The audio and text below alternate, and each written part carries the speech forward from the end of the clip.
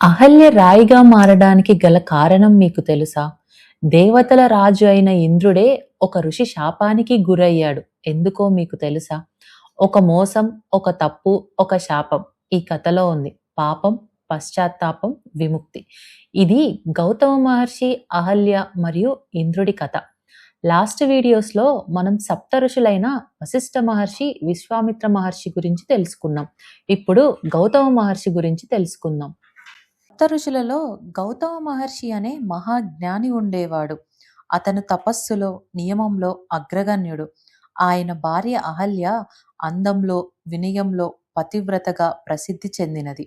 వారి ఆశ్రమం ప్రకృతి మధ్యలో ధర్మం, శాంతి, పవిత్రతతో నిండిపోయి ఉండేది.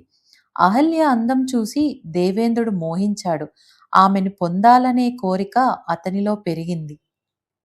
అదే సమయంలో గౌతమ మహర్షి తపశ్శక్తి గురించి కూడా అతనికి భయమైంది. ఎందుకంటే ఋషుల తపశ్శక్తితో దేవేంద్రుడి స్థానమే కదిలిపోతుంది. అప్పుడు ఇంద్రుడు ఒక కుట్ర పన్నాడు.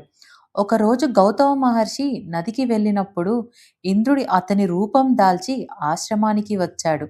అహల్య అతన్ని చూసి క్షణం సందేహపడింది. ఇంత త్వరగా వచ్చారా అని అడిగింది. కానీ అది గౌతముడే అనుకొని మోసపోయింది. అంతలో నిజమైన గౌతమ మహర్షి తిరిగి వచ్చాడు. తన దివ్య దృష్టితో జరిగిందంతా తెలుసుకున్నాడు. కోపంతో ఉగ్రరూపం దాల్చి ఇంద్రుణ్ణి చూశాడు. ఇంద్ర, దేవతల రాజుగా ఉండి ఈ నీచమైన పని చేశావా అని శపించాడు. అతని శరీరం అవమానంతో నిండిపోయింది. తర్వాత అహల్య వైపు తిరిగి, నీవు మోసపోయినా జాగ్రత్తగా ఉండలేదు. రాయిగా మారి యుగాల పాటు పశ్చాత్తాపడు అని శపించాడు. తన తప్పు తెలుసుకున్న ఇంద్రుడు గౌతమ మహర్షిని ప్రాధేయపడ్డాడు. అప్పుడు గౌతమ మహర్షి, నీ ఒళ్ళంతా 1000 కన్నులతో నిండి ఉంటుంది అని ప్రాయశ్చిత్తం చేశాడు. అందుకే ఇంద్రుణ్ణి సహస్రాక్షుడు అని కూడా అంటారు.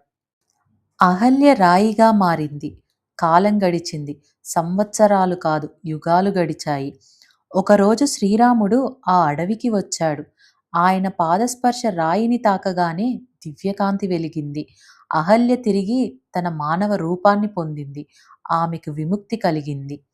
అహల్య చేతులు జోడించి గౌతమ మహర్షిని వేడుకుంది, నా తప్పును క్షమించండి అని. గౌతమ మహర్షి హృదయం కరిగింది. ఆయన కోపం కరుణగా మారింది. నీ పశ్చాత్తాపం నిజమైంది. నేను నిన్ను క్షమిస్తున్నాను అని ఆశీర్వదించాడు. రామలక్ష్మణులు వారిద్దరి దగ్గర ఆశీర్వాదం తీసుకొని బయలుదేరారు. ఈ కథ నుండి మనం తెలుసుకోవాల్సిందేంటంటే, మోసం ఎక్కువ కాలం నిలవదు, దానికి శిక్ష తప్పదు. పశ్చాత్తాపం ఉన్న చోట క్షమ ఉంటుంది. ధర్మం చివరికి గెలుస్తుంది. కాకపోతే మనకి కొంచెం ఓపిక ఉండాలి. నెక్స్ట్ వీడియోలో సప్త ఋషుల్లో 4వ వాడైన అత్రి మహర్షి గురించి తెలుసుకుందాం. ఇలాంటి మరిన్ని వీడియోస్ కోసం లైక్, షేర్ అండ్ సబ్స్క్రైబ్.